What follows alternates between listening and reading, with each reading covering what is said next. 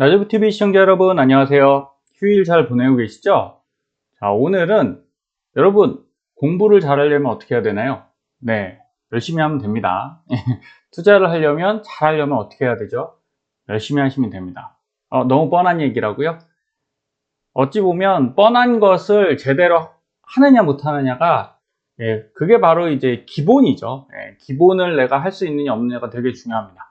그래서 과거 너무나 잘 알고 있는데 우리가 놓치고 있는 것들 한번 체크해 보겠습니다.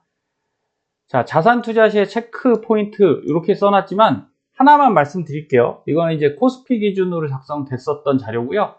당연히 미국 나스닥은 좀 다릅니다. 하지만 시사점이 있어요. 과거 2003년도, 2004년도, 2005년도 재테크 성적표에서 코스피가 이렇게 높은 위치에 있었습니다. 엄청나죠? 그런데 주식의 특징은 뭐냐면요. 이러다가 바로 밑으로 갑니다. 꼴찌해요. 그리고 그 다음에 어떻게 됩니까? 또 쫙 올라가죠. 자, 요때가 금융위기 닥칠 그 부분이죠. 2008년도. 주식은 이렇게 지멋대로 움직입니다. 그런데 어떤 말씀을 드리고 싶은 거냐면 이거예요. 여러분, 위쪽에 있다가 아래로 가죠. 그런 다음에 바로 위로 오죠. 그 다음에 어디로 갈 것 같아요? 중간 갈 것 같아요? 아니에요. 바로 밑으로 갑니다. 주식은 원래 이래요. 위아래로 천당과 지옥이 왔다 갔다 하는 겁니다. 그리고 여기 2009년 10년도는 또 최고죠. 그러다가 꼴찌로 갑니다. 최고로 갔다가 또 꼴찌로 가고. 그럼 중간에 뭐 있냐? 아파트, 회사채, 뭐 토지, 당연히 CD 금리 뭐 이런 건 금리죠. 그러니까 다른 자산에 비해 변동성이 엄청 크다. 그럼 우리 이렇게 한번 생각해 보겠습니다. 2017년까지 자료인데, 자, 21.8이에요. 2018년도, 2019년도 나빴을까요? 네, 그렇게 나쁘지 않았어요. 그리고 나서 어떻게 됐습니까? 18년도는 나빴죠. 미중무역전쟁 때문에 이렇게 내려갔다가 2020년도 됐더니 코스피 18% 정도 났습니다. 코스닥은 30% 났죠. 여러분 어떻게 된 거예요? 평균 7.9에 2020년 한 해만 2배 가까이 올라왔죠. 그러면 2021년도 어떻게 되는 게 이런 추세에 맞는 거예요? 내려간 겁니다. 내려가는 게 맞았고 그대로 갔어요. 그러다가 지금 다시 반등하고 있는 겁니다. 올해 다시 반등해서 지금 정점 부근에 있죠. 자, 꼭 명심하셔야 될 건 주식은 이런 특징이 있다는 거예요. 그럼 올해 만약에 더 상승해서 마무리가 되잖아요. 그러면 내년은 바닥이다 그게 아니에요. 이런 식으로 연속해서 2회 정도 또는 3회 정도, 근데 요새는 3년 연속 좋은 적이 별로 없어요. 길어야 2번 정도입니다. 그럼 작년에 최악이었죠? 올해는 당연히 좋을 확률이 높은 겁니다. 작년보다 나은 거죠. 그럼 내년까지도 어느 정도 좋을 수 있는데 이거는 우리가 매뉴얼화 할 수 없어요. 그러나 이거 하나만 명심하시라는 거예요. 올라오면 반드시 내려가더라. 그리고 반드시 내려가면 올라가더라. 그럼 주식에서 우리가 너무나 잘 알고 있는 거 있지 않습니까? 뭐예요? 쌀 때 사서 비쌀 때 팔아라. 맞죠? 쌀 때 사서 비쌀 때 팔면 됩니다. 쌀 때 사서 비쌀 때 팔면 되는데 바로 이런 때 마이너스 40%가 찍혔을 때가 최고의 기회가 되는 거죠. 그러면 지금 우리 이렇게 마이너스 40%까지 안 왔죠? 그럼 최고의 기회는 아닙니다. 그래서 한 번 더 기회가 올 수 있다. 이런 생각을 하시고 투자란 이런 거라는 거예요. 그러면 항상 내가 수익만 낼 수 있느냐? 그게 잘 어렵다는 겁니다. 그래서 모든 자산이 강남 아파트도 좋다가 나쁠 때 있거든요. 그리고 다시 좋아집니다. 그리고 좋은 걸 따라가다가 2, 3년 좋죠? 그럼 반드시 또 나빠요. 마찬가지입니다. 채권도 그렇고 뭐든지 그러니까 여러분 4년, 5년을 꾸준히 보유해서 내가 이걸 무조건 수익을 내려면 가격 하락하는 동안에 사야 되는 건 맞습니다. 이런 걸 겁내지 마시고 지금 우리 경기 침체가 온다고 해도 꼭 명심하셔야 됩니다. 제가 최근 TQ 차트에 대해서 뭐 올라가니까 정확하게 내려갑니다 이렇게 말씀드릴 수는 없지만 저는 이제 어느 정도 고점 오면 내려갈 거는 같아요. 이유는 자, 테슬라입니다. 주식은 항상 비슷한 패턴을 그리거든요. 버블, 특히 강하게 상승했던 종목들은 끝이 다 비슷해요. 그럼 TQ도 나스닥도 많이 올랐죠. 보시면 테슬라의 주봉상에서 볼 때, 자, 1차 상승하죠? 여기 1차 상승합니다. 그리고 2차 상승, 3차 상승. 예, 이게 파동이죠? 파동을 거쳐서 상승이 끝나면 하락을 합니다. 하락을 해요. 그래서 바닥 근처 또는 3분의 1 지점 정도까지 이렇게 내려왔다가, 그리고 나서 다시 반등해요. 이 뒤에 반등이 거의 있다는 거예요. 그리고 나서 요 반등 위치가 고점과 저점, 여기서 보면 여기겠죠? 자, 이렇게 그릴 수 있겠죠? 고점과 저점, 여기에 중간 정도 된다는 거예요. 중간 정도. 위치 거의 비슷하죠? 그래 놓고 어떻게 됩니까? 그 다음에 또 이렇게 내려갑니다. 그래, 이렇게 횡보하다가 다시 올라가겠죠. 자, LG화학입니다. LG화학 지금은 엄청 안 높은 것 같지만 언제 많이 올랐어요? 코로나 때. 예, LG 에너지 솔루션이 이 안쪽에 탑재되어 있을 때 무섭게 올랐습니다. 그래서 105만 원까지 갔었네요. 자, 1차, 그죠? 2차, 3차 반등을 한 다음에, 상승을 한 다음에 다시 내려갔죠. 그리고 나서 다시 반등을 했습니다. 최근에 반등했다. 지금 내려가고 있어요. 근데 또 이 범위가 보면 여기랑 바닥 구간, 이전 저점의 바닥 구간에 또 중간 정도 된다는 거예요. 자, TQ가 어떻게 되어 있습니까? 나스닥 100으로 볼게요. 나스닥 100 사실은 동일한 패턴을 보여주고 있어요. 예, 상승이 끝난 이후에 지금 한번 내려와서 저점 바닥을 이렇게 형성했죠. 그리고 나서 반등했는데 조금 오차는 있지만 결국은 여기랑 여기랑 보면 큰 차이 안 난다는 거죠. 그럼 조금 더 올라갈 수 있을 것 같아요. 저는 여기서 끝났다고 보지 않고, 여기 보시면 박스가 조금 더 위에까지 있죠. 예, 나스닥으로 14,000까지는 다시 올라갈 수 있을 것 같아요. 그럼 TQ 조금 더 오르겠죠. 하지만 이 이후에는 여길 뚫고 간다고 보기보다는 횡보 내지는 조정받을 수 있다, 이렇게 생각을 하셔야겠죠. 그래서 매일매일 추세가 저는 최근에는 그렇게 중요하다고 말씀 안 드리고 있어요. 매일매일 추세가 중요할 때는 언제입니까? 이렇게 하락해서 반등하는 요 구간쯤이 중요한 거지, 지금 어느 정도 올라왔잖아요. 그러면 언제든 내려갈 수 있으니까 너무 욕심부려서 더 막 먹으려고 하실 필요가 없다는 거예요. 지금은 단기적인 관점보다 뭘 준비하셔야 돼요? 앞으로 2년, 3년 이후에 여러분이 이 자산을 어떻게 관리할 것인가에 더 초점을 맞추셔야 됩니다. 자, 이게 2019년도, 여기 보시면 2019년도 국내 가계의 경제 상황이에요. 자, 순자산이 3억 5천 정도 됐습니다. 처분 가능 소득, 한마디로 부채 빼고 못 빼고 다 빼서 실제 현금화할 수 있는 게 얼마예요? 4,700 정도 되죠? 그런데 2020년도에는 늘었을까요? 줄었을까요?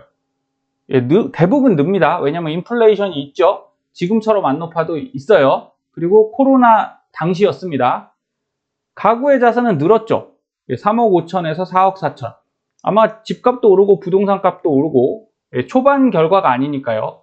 끝에 연말 결과니까 이렇게 되는 겁니다. 순자산도 늘었겠네요. 늘었습니다. 실제로 조금 늘었죠. 자, 2021년도입니다. 순자산 4억 천으로 늘었고요. 평균 자산이 5억으로 늘었습니다. 그런데 여기 보세요. 가처분 소득, 처분 가능 소득은 여러분 얼마 안 늘어요. 5천으로 300만 원 늘었습니다. 이게 뭐냐? 결국 부채를 같이 올리면서 자산을 올리기 때문에 자산 가격이 올라갔을 때 부채가 없어야 돼요. 하나도 없을 수는 없죠. 근데 적어야 됩니다. 최대한 적어야 되고, 여기 보시면 가계부채가 8,256에서 8,800으로 늘었죠. 얘를 못 줄이면은 자산이 늘어도 크게 늘은 게 아닙니다. 그런데 우리가 작년에 어떤 결과를 맞았습니까? 요건 2020년도, 21년도예요. 한창 부동산이 올랐잖아요. 금융자산도 올랐다가 이제 2022년도에 내려왔으니까 많이 올랐을 때 얘기입니다. 가구자산 당연히 올랐어요. 근데 이게 같이 올랐다는 거예요. 가계부채가 올랐고, 그리고 순자산이 올랐지만 22년도 보겠습니다. 결국은 순자산이 오른 것 같죠? 처분 가능 소득은요, 얼마 안 늘었어요. 또 잘 보셔야 됩니다. 부채가 올랐거든요. 그럼 지금은 자산 가격이 내려가고 있죠? 애석하게도 이게 평균입니다. 가구당 평균이죠. 그런데 자산은 올라가는 이유는 어느 누구는 부자가 되고 있는 거죠. 어느 누구의 부는 계속 늘어나고 있는 거고, 예, 어떤 분들의 부는 늘어나지 않고 예, 제자리 하고 있겠죠. 저는 이 말씀을 드려요. 여러분이 더 부자가 되시는 것보다는 지금은 자산을 늘리시는 데 집중하지 마세요. 예, 보존하시는 데 집중하시고 부채를 줄이시는 데 집중하시라는 거예요. 이게 낮아지면요, 처분 가능 소득이 늘어납니다. 그래서 현금 들고 있는 게 그래서 중요하다고 말씀드리는 거예요. 금융자산 지금 많이 내려갔는데 더 내려갈 수 있잖아요. 여기서 더 내려갈 수 있는 거고 부동산도 더 내려갈 수 있습니다. 실물자산도 더 내려갈 수 있죠. 근데 부채가 주냐는 거예요. 그 상황에서 부채가 줄어드나요? 그렇지 않아요. 그럼 처분 가능 소득은 늘어나겠죠. 그러면 내 자산이 찍히는 금액은 크지만 실제 쓸 수 있는 돈은 적은 약간의 결핍 상태가 되는 겁니다. 이런 것들을 피하셔야 돼요. 그래서 뭐 당연히 레버리지 안 되고요. 비투 안 됩니다. 그래서 명심하셔야 돼요. 앞으로 1, 2년은 허리띠 졸라 매세요. 그리고 주식도 사려고 생각하지 마시고 현금 자산을 키우시기를 바라겠습니다. 왜 주식 가리키면서 이런 얘기 하냐? 여러분, 주식도요, 내가 살아있을 때, 내가 이 시장에서 잘 버텼을 때 나중에 여러분한테 부를 가져오는 겁니다. 꼭 명심해 주세요. 자, 장기 보유 시에 자산별로 이런 특징이 있어요. 이건 과거 자료지만 항상 비슷합니다. 이 빨간 게 주식형 펀드거든요. 그러면 이게 이제 주식 되겠죠, 주식. 사고 1, 2년 동안은 재미가 없어요. 이거는 장이 좋을 때, 그죠? 확 올라줄 때 재미가 있고, 떨어지면 바로 내려가거든요. 근데 아까 말씀드린 대로 2년, 3년 좋다가 그 다음에 어떻게 된다고요? 확 내려간다고요. 그리고 또 올라가서 2년, 3년 좋다가 또 내려가고, 이런 걸 반복하기 때문에 주식을 시작하자마자 이렇게 오를 수 있죠. 그런데 이렇게 되면 2, 3년 있다가 내년, 내후년에 이렇게 되는 게 정상적인 겁니다. 그래서 저희가 이런 거겠죠? 2019년, 2020년 볼 수 있겠죠. 그러면 2021년, 22년 최고 갔다가 여기서부터 쭉 밀려 내려왔다. 딱 맞잖아요. 그럼 지금 이 위치죠. 그러면 이게 올라가면 좋은데 횡보또는 내려갈 수 있지만 크게 안 내려갈 거예요. 그래서 주식은 이런 특징이 있습니다. 대신에 정기예금이라던가 뭐 주식채권 혼합형 펀드, 채권형 펀드는 큰 차이 없이 이렇게 중간을 가잖아요.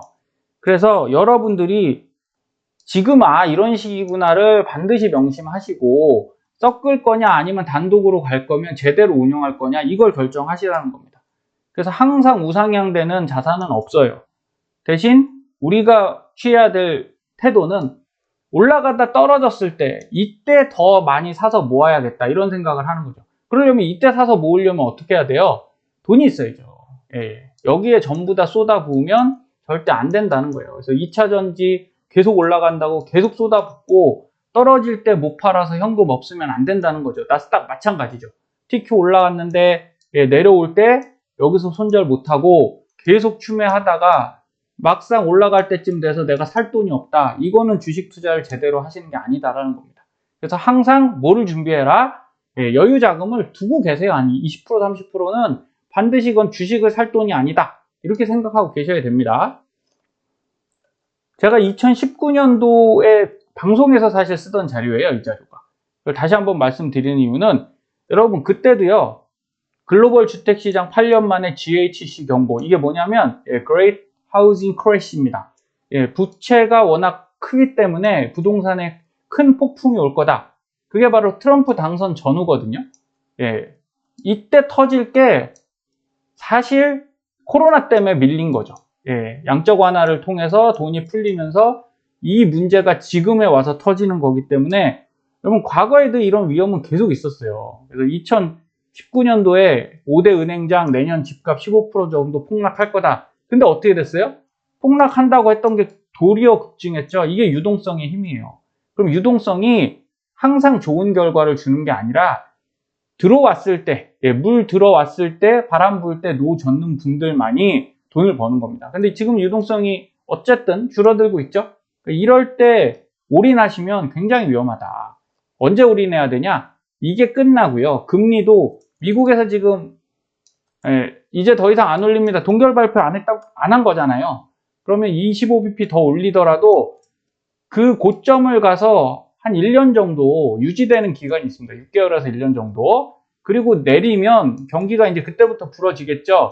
그리고 나서 한 1년 정도니까 앞으로 1년 반 정도는 더 기다리셔야 돼요.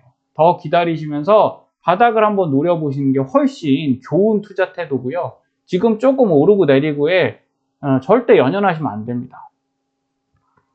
그래서 결국 이 과거 일본 자료죠. 91년도에 부동산 거품이 일어나서, 일본은 케이스가 다르잖아요. 디플레이션으로 아예 가버렸죠. 이 환율, 미국에서 플라자 합의를 통해서 환율 조작을 해서 그래요. 그렇기 때문에 다르지만 우리가 이렇게 생각할 필요가 있는 거죠. 이때 사서는 답이 별로 없는 거예요. 그러니까 이때 사셨다면 어쨌든 요런 때 손절을 해줘야죠. 손절 안 하고 가면 쭉 밑으로 밀릴 거 아닙니까? 그러니까 집이나 주식이나 똑같습니다. 그래도 집은 내가 여기서 거주라도 할 수 있으니까 이런 부분에서는 편합니다. 그래도 저는 이런 말씀 드리는 거죠. 이렇게 바닥이 아직 안 가는 중간이라면 너무 투자를 늘리지 마시라는 거예요. 예, 바닥은 언젠가 옵니다. 그 바닥만 확인하고, 바닥 확인하는 게 어렵냐? 그렇지 않아요. 쭉 내려갔다가 횡보하다가 올라올 때 6개월 연속으로 뭐 부동산 값이 오른다, 주식 값이 오른다, 금리가 더 내려가서 유동성이 풀린다, 이러면 그때가 바로 바닥 신호다. 그리고 미국 같은 경우는 어때요? 지금 그 고용 수치 있죠? 고용률을 보셔서 최저가 되면, 실업 보험금 청구 건수가 최다가 되면 한 6개월 정도 있다가 이제 슬슬 꺾이거든요. 그때가 바닥일 확률이 매우 높습니다. 그러니까 시간 아직 충분하니까, 내가 바닥을 기다리는 여유 있는 분만이, 그러려면 총알을 지금 잘 준비하셔야 됩니다. 마찬가지예요. 그래서 어느 투자처나 중국이든 한국이든 일본이든 미국이든 바닥을 경험하시고 그때 가서 내가 올인하겠다고 생각하시는 게 지금은 훨씬 좋은 방법입니다. 방금 말씀드렸어요. 바닥은 모르지 않습니까? 알 수 있어요. 완전히 이게 찐바닥이다는 알 수 없지만 바닥 근처 왔는데 이 정도는 충분히 알 수 있다는 거. 그걸 꼭 명심하셔야 되고요. 그래서 큰 욕심보다는 현실적 이익으로 사고 전환을 하셔야 됩니다. 제가 2019년에도 이 얘기를 들었어요. 너무 옛날에 많이 말씀드려서 지금 목이 잠기네요. 그때도 제가 아파트를 저는 팔았었거든요. 2019년도에 아파트를 처분했어요. 물론 더 올랐죠. 아파트가 더 오르고, 그런데 그 자금으로 저는 주식을 했기 때문에 더 결과적으로는 잘 됐어요. 그래서 그때도 대출 많으신 분들이 있었거든요. 그래서 아파트를 사지 마세요 이런 게 아니라, 이런 거에 너무 대출을 많이 들고 있으면 이 금융자산이 없어진다. 그래서 적당하게 조율하셔라. 그리고 그때도 매매하라고 말씀드렸지만 하신 분 있고 안 하신 분 있죠. 그래서 더 비싸게 올랐을 때 파신 분은 진정한 위너입니다. 그분은 제가 박수 쳐드려야 돼요. 하지만 제 관점에서는 그때 당시에 10분한테 이 말씀 드리면 집 파신 분이 별로 없어요. 올라갈 때 끝까지 다 들고 그냥 계시더라고요. 그리고 지금 와서 팔려고 하는 거지, 올라가는 과정에선 절대 잘 팔지 않습니다, 사람들은. 그러나 사고 전환하셔야 돼요. 올랐을 때 팔고 떨어질 때 사야겠다, 이 생각을 어렵지만 해 주시라는 거예요. 지금 벌써 떨어졌는데, 그럼 버텨야죠. 지금 어쩔 수 없습니다. 하지만 앞으로도 이게 반복이 안 될 거냐? 반복될 거거든요. 그것만 꼭 명심하시면 되겠습니다. 그래서 우리가 그 당시에 어이없는 상황이 왔었죠. 독일 국채 DLF, 여기에 독일 국채 10년물 금리죠. 여기에 연계된 상품인데 파생 상품이에요. 독일이 망하겠어요. 이 한마디 듣고 가입을 하셨었는데, 그때 막 코로나 직전이죠. 엄청나게 10년물 국채가 폭락하면서 마이너스를 갔단 말이에요. 망하진 않았죠. 독일이 망하진 않았어요. 근데 여러분, 투자 상품은 이렇다니까요. 국채가 마이너스가 된다? 이거 말이 안 되죠, 사실은. 어떻게 이런 일이. 하지만 일어난다는 거 꼭 명심하시고, 그래서 지금은 독일 국채를 말씀드리는 게 아니죠. 미국 국채, 한국 국채, 이머징 국채, 이런 게 위험하다, 이런 말씀 드리는 게 아니에요. 모르니까 어떻게 하시라고요? 포트폴리오 하시라고요. 여러 개를 사놓고, 그럼 어떤 거 하나는 잘 되고 어떤 거 하나는 안 될 거 아닙니까? 그게 현실적인 방법이지, 요놈 콕 찍어서 이제 얘가 올라, 그리고 타고 갔다가 또 떨어지면 귀신같이 팔아서 다른 것, 이거는 제가 해봐도 어렵다라는 거예요. 그러니까 어려운 거 굳이 하지 마십시오. 스트레스 받습니다. 그래서 앞으로는 리스크 관리가 핵심이기 때문에 여러분들 이거 꼭 명심하세요. 흘려듣지 마시고 지금 주식으로 한 푼 더 수익 내려고 노력하시기보다는 내 돈을 깨먹지 않아야겠다. 그리고 지금 마이너스가 만약 있으시잖아요. 어떻습니까? 그냥 버티면 돼요. 이게 차트 보셔서 더 떨어질 것 같으면 손절하셔서 현금화했다가 더 밑으로 내려가서 사시면 되고요. 아니면 오를 것 같은 걸로 넘기시면 되고요. 그리고 종목을 예를 들어 ETF도 우리가 TQ 있잖아요. TQ만 갖고 가지 마시고 TMF 싸긴 싸거든요. 그러니까 얘를 일부 손절하시고 또는 익절하시고 이제 TMF를 분할로 매수해 들어가면 되지 않습니까? 이렇게 유연하게 사고 하세요. 한계에 올인하실 필요 절대 없습니다. 그래서 결국은 모든 자산관리, 재무관리 또는 투자관리를 해보면 분산 투자예요. 개인들은 어쩔 수 없습니다. 고수익을 얻기 위해서는 몰빵해야죠. 한 종목에 가야 됩니다. 대신에 그 하이 리스크도 내가 감당해야 되는 거예요. 그래서 학문적으로 볼 때 우리가 공부를 하는 이유는 그냥 당연하잖아요. 일반적인 법칙이 있으니까 그런 것들을 따라갈 때는 주식으로 따지면 글로벌 주식을 전부 다 소유하시는 게 좋습니다. 이머징도 갖고 선진국도 갖고 그죠? 미국도 갖고 한국 주식도 갖고 이렇게 하셔야 단일 국가 주식이나 한 지역의 주식보다는 높은 수익은 안 나요. 극적인 높은 수익은 안 나지만 중간 수익이죠. 중간 수익의 위험도 중간 위험이 되는 거죠. 이 표에서 보시면 글로벌 주식이 어딘 거예요? 위험도 단일 국가 주식보다는 낮죠. 위험도가 낮고 그 다음에 수익도 조금 낮은 거죠.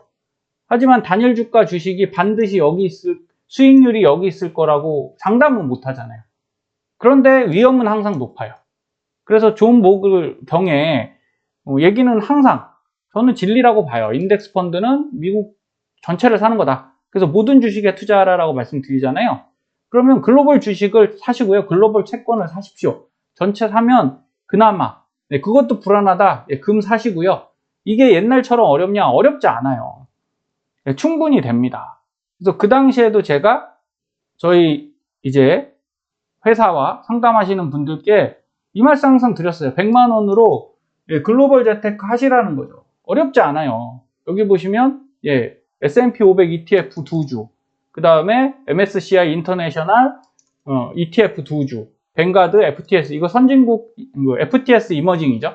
2주 이렇게 해서 쭉 사시잖아요. 그럼 한 달에 100만 원이에요. 그때부터 계속 100만 원씩 넣었으면 근데 저는 30만 원밖에 없는데요. 30만 원에 맞춰 사시면 되죠. 그랬으면 2020년, 21년, 그죠? 22년까지 수익 좋았거든요. 이렇게 하신 분들 수익 진짜 많이 났습니다. 개별 주식, 테슬라만큼은 안 났지만, 대신 마음은 안 졸였잖아요. 네, 테슬라 그 경영위기, 자금 부족 이런 걸로 속 상해, 주주분들 그랬어요. 이거 위험한 거 아니냐. 그런 리스크는 없다라는 거예요. 그래서 어렵게 하지 마시고 시장이 안 좋으면 좀 편하게 하셔야 됩니다. 이거를 국내로 돌리면 돼요. 국내에서도 충분히 이 ETF들을 이걸 전부 다 사시라는 건 아니죠. 그래서 제가 다음 시간에 다음 주엔 우선 연금저축과 IRP 이쪽에 들어가실 수 있는 ETF들을 추천을 드리겠습니다. 그래서 6개에서 8개 종목으로 포트폴리오 드릴 테니까 여러분 그걸로 이제 하나하나 내 돈을 놀게 놔두지 마시고요. 연금저축 가입하신 분들 많잖아요. 그 다음에 IRP 많이 가입하셨거든요. 퇴직연금. 그리고 ISA도 많이 가입해 계시니까 이것들을 갖고 리밸런싱해서 이제 투자하시기 시작하세요. 그리고 지금 주식을 살 현금은 조금 그냥 홀딩해 두십시오. 안전하게 연금저축에 들어있는 주식형 ETF라고 주식이 아닌가요? 주식이잖아요. 주식형 자산이죠. 그럼 꼭 내가 일반 내 주식증권의 ETF를 사야만 얘만 주식이다 이런 거 아니기 때문에 여러분들 잘 이제 취사 선택해서 지금부터가 좋은 기회입니다. 내년 내후년 침체 올 때 겁내지 마시고 하나씩 사가면 돼요. 매월 사가시면 되고 근데 벌써 저는 손실이 많은데요. 뭐가 걱정이십니까? 파시면 되죠. 어차피 손실이 났다 쳐도요. 더 떨어진다고 가정을 하면 어떻습니까? 예, 사면 되잖아요. 얘 팔아서 얘를 다시 사면 올라갈 때 수익이 나는 거고요. 그냥 두셔도 돼요. 예, 버틸 수 있으면 그래서 버티는 거예요, 이거는. 근데 반대로 올라갈 수도 있는 거 아닙니까? 그래서 조금 매도를 해서 대신에 포트폴리오를 이루셔야 된다는 거죠. 한 종목으로만 가면 아까 말씀드린 대로 내가 어느 종목을 놓치게 될 수 있으니까 이걸 좀 넓게 피는 작업, 분산 투자로 위험을 줄이는 작업을 하셔라 라고 말씀드리는 겁니다. 결국 물가 상승률을 넘어서는 투자처는요, 여러분 한 곳이 아니에요. 여러 가지 섞어서 뭐 이런 여러 가지 자산들을 섞으면 평균치가 나오죠. 예, 평균치로 가시는 게 경기 안 좋을 때는 훨씬 좋고요. 자, 인생 살아가다 보면 이 말씀 너무 자주 들었는데 이렇게 하시는 분들이 많지 않아요. 안타깝게. 제가 현장에서 보면 그렇습니다. 자산 주머니를 형성하셨잖아요. 그럼 유동성 자산이 있고 투자 자산이 있고, 예, 지금 뭐 이벤트로 사용 자산이 있고 은퇴 자산이 있는데 얘를 정하셨으면 지켜가시는 게 중요하다고요. 이게 인내라고요. 투자에서 인내는 다른 게 아닙니다. 은퇴 자산이 15% 있다 쳐요. 근데 주식이 확 올랐어요. 그러면 야, 얘를 뽑아서 지금 투자를 할까? 투자 자산 옮길까? 이런 걸 안 하셔야 되는 거예요. 이게 욕심입니다. 얘는 은퇴 자산 용도잖아요. 그럼 여기서 그냥 지켜주세요. 그리고 우리가 할 수 있는 정도는 뭐다? 아까처럼 연금저축, 보험을 연금저축 펀드로 바꿔서 그걸로 ETF 사는 거다. 이런 정도인 겁니다. 그래서 제가 상담 많이 해보면 자산 많으신 분들이 있어요. 제 고객들 중에도 저랑 상담했던 수강생분들 중에도 자산 많은 분들이 있는데 그분들이 뭐가 잘 되는지 아세요? 바로 이게 잘 됩니다. 예, 주머니를 잘 쪼개 놓으시고 웬만하면 섞지 않으세요. 유동성 자산은 그냥 여기서 보유하지 얘를 확 당겨갖고 투자 자산으로 잘 안 갑니다. 경험상 알거든요. 예, 지금 높을 때 사면 물린다. 그래서 이런 거 분배를 잘 하시는 분들이 예, 경기랑 상관없고 그리고 내가 그 주가나 투자 자산의 가격과 상관없이 내 자산들을 잘 지켜가시더라. 이걸 꼭 명심하십시오. 그래서 지금은 섣불리 돈이 왔다 갔다 하시면 안 돼요. 이 주머니는 딱 정해놓으신 비중만큼 지키시는 게 좋고요. 자, 버블에서 우리가 이렇게 볼 수 있어요. 초기 투자자와 1차 추세 투자자. 아까처럼 이렇게 쫙 올라갈 때죠.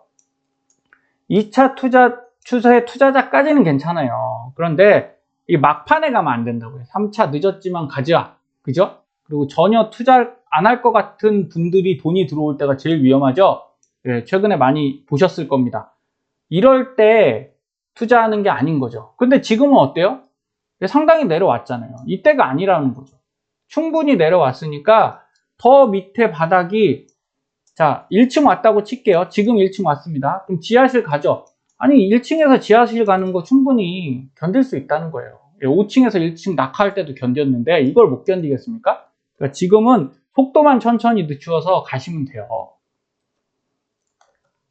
제가 존경하는 워렌 버핏 어르신께서 최근 4년간 주주서한에 이런 말씀을 하셨어요.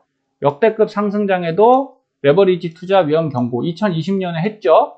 근데 이건 좀 틀렸죠. 왜냐하면 레버리지를 썼으면 2021년도에 상당한 수익을 냈겠죠. 그런데 틀리지 않았다고요. 이유는 여기 있어요.